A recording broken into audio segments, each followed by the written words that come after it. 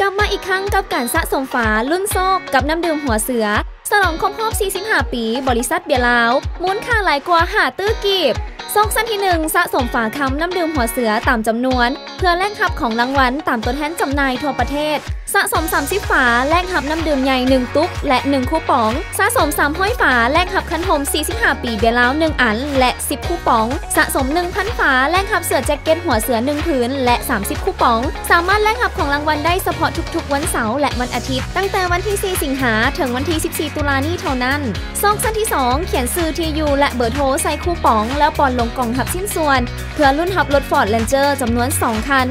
ครั้งที่1 6 กันยาและครั้งที่2 18 ตุลา2018และจี้ใส่ข้อคำ2สลึงจำนวน1ถ้วยรางวัลจะจับทุกๆ2อาทิตย์ตั้งแต่วันที่9สิงหาเป็นต้นไป